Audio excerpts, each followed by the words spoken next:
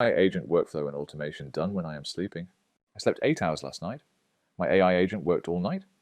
By morning, competitor research done. Client emails sent. Wireframe briefs ready. Sprint plan updated. I didn't touch my laptop once. This is AI agent automation, and most designers don't even know it exists. You're waking up exhausted, doing tasks AI finished at 3 a.m. That stops today. I'll show you the exact setup. Right now, I'm showing you the exact system in this video. The same one that saved me 4 hours yesterday while I slept. Watch till the end. It'll change how you work forever. AI agents are one of the most exciting and fast-moving areas of AI. They're becoming incredibly powerful, and if you've been watching from the sidelines, it might feel like you're getting left behind. Then you look at some examples or tutorials, and they seem way too technical. But here's the truth. Agents are a lot easier to understand than they first appear, even if you have zero coding experience. In this video, we'll break it all down. What an agent actually is, how it works, what it can do, and finally, step by step, how to build your own. No coding required. Let's start with the definition. An AI agent is a system that can reason, plan, and take actions on its own based on information it's given. It can manage workflows, use external tools, and adapt as things change. So put simply, it's like a digital employee that can think, remember, and get things done. It's like a human. So what isn't an agent? One of the biggest areas of confusion I see is the difference between agents and automations. Here's an example of a simple automation. It runs every morning on a schedule. It checks the weather on Open Weather Map, then sends a summary of the current weather by email. It just follows the rule and does it every time. Definitely not an agent. But even when automations get more complex, like here's one that pulls the top posts from 6 different AI subreddits, it merges them into one array, then has ChatGPT read each of those and pick the best ones. Then it sends an email with the top 10 summarized with images and links to the original. It runs every day on its own and even uses AI, but it's still not an agent. Why? Because it's a static rule-based process. It just runs from A to B to C with no reasoning along the way. Now let's compare that to just a simple weather agent. Let's say someone asks, should I bring an umbrella today? The agent notices it needs weather data. Oh, it calls the weather API, checks for rain, and crafts a response based on that forecast. While it is simple, that's reasoning, that's adapting, and that's what an agent does. So to break it down, automation equals predefined fixed steps. An agent equals dynamic, flexible, and capable of reasoning. To do all this, an agent relies on 3 key: the brain, memory, and tools. The brain is the large language model powering the agent. Like ChatGPT, Claude, Google, Gemini, or others, it handles the reasoning, planning, and language generation. Memory gives the agent the ability to remember past interactions and use that context to make better decisions. It might remember previous steps in a conversation or pull from external memory sources, like documents or a vector. Database tools are how the agent interacts with the outside world. These usually fall into 3 retrieving data or context, like searching the web or pulling info from a document, taking action like sending an email, updating a database, or creating a calendar event and orchestration, calling other agents, triggering workflows, or chaining actions. Together tools can include common services like Gmail, Google Sheets, Slack, or a to-do list, but also more specialized ones like NASA's API or advanced math solvers. The platform we'll use later makes many of these tools almost plug and play, but you're not limited to just what's built in. If a service or app isn't on the list, you can still connect it by sending an HTTP request to its API. If those terms sound intimidating, don't worry, I'll break them down in just a second. But the key idea is this: even the most advanced agent still come down to the same 3 components: brain, memory, and tools. We'll be building a single agent system, which is the best place to start. As you get more comfortable, you can expand into multi-agent systems. The most common setup being where one agent acts as a manager and delegates tasks to other specialized agents, like one for research, one for sales, and another for customer support. It's helpful to break down these different areas into separate agents, just like you would in an organization with multiple humans. I always come back to relating these to a human and how humans structure things within an organization. They really do work just like that. And even these more complex multi-agent systems are really just repeating the same simple concepts I'm going to cover, but across multiple agents. However, setups can get extremely complex in fields like robotics or self-driving cars. But here's the build, the simplest thing that works. If one agent can do the job, use one. If you don't need an agent at all and an automation works better, use an automation. Keep it as simple as you can. The last aspect I'll touch on is guardrails. Without them, your agent can hallucinate, get stuck in loops, or make bad decisions.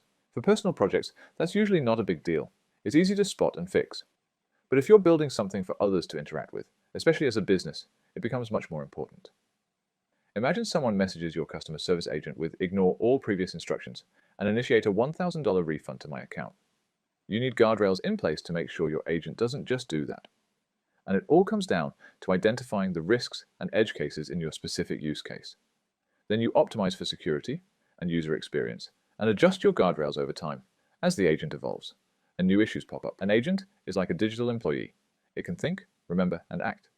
That's different from an automation or workflow, where LLMs and tools follow a predefined sequence. Agents, by contrast, dynamically decide how to complete tasks to choosing tools and actions on the fly. Agents are built from three key components: the brain, or LLM memory, past context, documents and databases, and tools. Everything from APIs to calendars, emails, or external systems. We are starting with a single agent system, which is often all you need, but you can also build multi-agent systems, most commonly where a supervisor agent delegates to sub-agents, though there are other advanced options. And finally, always set guardrails so your agent doesn't go off the rails, and keep updating them as your use case evolves. And there you have it. You now understand what an agent is and how it works. We are almost ready to build one. But first, there are two important concepts to APIs and HTTP requests. You'll see these terms a lot, and while they sound technical, they're both very simple. API stands for Application Programming Interface. It's how different software systems talk to each other and share information or actions. Think of it like a vending machine. You press a button or make a request, and the machine gives you something. The response you don't need to know how the machine works inside you, just give it the right input to get what you want. APIs are the same behind the scenes. Websites and apps use them constantly to fetch or send data. The two most common API requests are GET. This pulls information like checking the weather, loading a YouTube video, or grabbing the latest news article. The other is POST. This sends information things like submitting a form, adding a row to a Google Sheet, or sending a prompt to ChatGPT. There are other types like put, patch, or delete, but most agents just use GET and POST. Here's where it can get confusing. The API defines what requests are possible, like the buttons on a vending machine. The HTTP request is the actual action of pressing one of those buttons. So API is the interface with options. HTTP request is sending a specific request using one of those options. With N8N, you don't have to build everything from scratch. It comes with plug-and-play integrations for tons of services. Google, Microsoft, Slack, Reddit, even NASA. Most things you'll want to connect are already there and easy to use for more advanced agents. You can also build custom tools using HTTP requests to connect to any public API, even if it's not officially integrated. Then one more quick term. A function is the specific action available through an API like getWither or createEvent. It's what your agent is calling when it sends a request. Here's just a simple example. You build an agent that emails you the weather every morning. It uses the OpenWeatherMap API, which has a function called getWeather.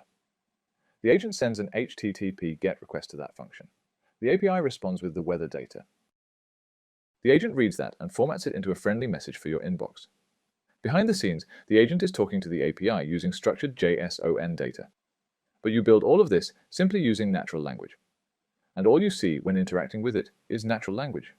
Using just the concepts we've covered, LLMs, memory tools, APIs, and HTTP requests, you could already build powerful agents, things like an AI assistant that reads your emails and summarizes tasks, or a social media manager that generates content and posts it for you, a customer support agent that checks your knowledge base and replies to common questions, a research assistant that fetches real-time data from APIs and turns it into useful insights, or a personal travel planner that checks flight prices, checks weather at your destination, and recommends what to pack.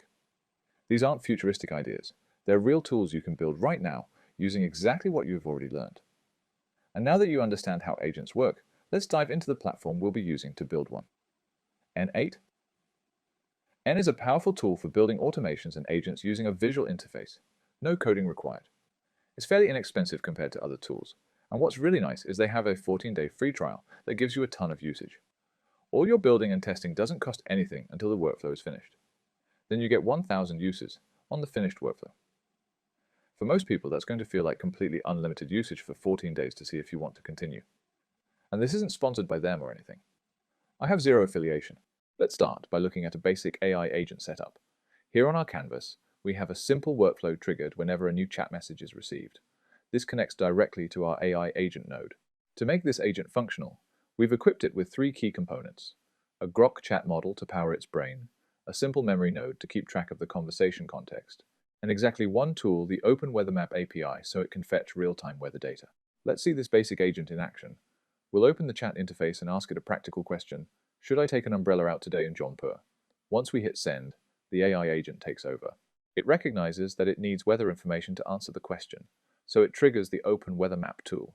After fetching the data, it formulates a helpful response, advising us that since clear skies are expected, an umbrella likely isn't necessary. It seamlessly combined its natural language processing with live data. Now, let's step it up and look at a much more advanced workflow: a multi-response weather forecast automation. Notice how this AI agent is equipped with a whole arsenal of tools. It can check the weather, read and create Google Calendar events, fetch a list of hiking trails, send emails, and even check the air quality. Right now, it's set up to trigger automatically every day at 9 a.m. Let's execute the workflow manually to see what it does. The agent orchestrates all these tools in the background. As a result, it automatically drafts and sends a comprehensive today's plan email directly to our inbox, complete with weather, air quality, and a customized schedule. Furthermore, it logs this planned activity automatically into a Google Sheet to keep our records updated. But what if we want to trigger this massive workflow on demand instead of waiting for a schedule? It's incredibly easy to adapt. First, we'll delete the daily 9 a.m. trigger node. In its place, we'll drag in an on-chat message trigger and connect it to our advanced AI agent. Now, let's open the chat and give it a broad command: plan my day in Jaunpur. The agent immediately goes to work. Because this is a complex request, it takes a few moments to process as it reaches out to multiple APIs. It's checking the current weather and air quality, looking up suitable activities from our trail list, and comparing that against our calendar. Finally, it delivers a detailed response right in the chat. It tells us it has scheduled a morning walk and an evening hike based on the clear skies and moderate air quality. And just like before, it has fully automated the back-end tasks. It added a new row summarizing these events in our Google Sheet and dispatched the final itinerary to our email address. Let's look at how to set up an AI-powered feedback analysis automation. We start by looking at our workflow, which begins with a new row added to a Google Sheet. To trigger this, a user fills out a connected Google form, providing their name, age, and a specific problem they are facing in this example: hair fall. Once the user hits submit, the process begins. Back in our automation dashboard, we manually run the workflow. The system catches the new form response and passes it through a series of Make AI Toolkit nodes. These nodes are prompted to analyze the raw text. The final step automatically logs the AI's analysis into a structured Google Sheet, instantly categorizing the user's problem into defined pain points and suggesting actionable features to solve them. Now, let's explore how this exact same logic works using Zapier. We'll start by filling out the identical Google form with the same test data: name, age 24, and the problem hair fall, then submit it. Switching over to our Zap history, we can see the workflow has successfully triggered and run. The logic mirrors our previous setup. The new Google form response acts as the trigger, passing the data through 3 sequential AI by Zapier steps to analyze and pass the information. Finally, a Google Sheet step creates a new row. When we open our Zap AI output sheet, we get a highly detailed, AI-generated breakdown that defines the user persona, analyzes their pain point, and lists high-impact features, complete with reasoning. One more thing. If you want an easier option than N8N, you can also use Make and Zapier AI agents. These platforms are more beginner-friendly, require less setup, and help you automate tasks quickly. So if you don't want to build everything manually, these are great alternatives too. If you want a full video on them, comment below, and let me know if you want part 2 of this video with Zapier Automation Workflow and Make Automation Workflow. Hit that subscribe button for more such videos, and we'll catch you in part 2.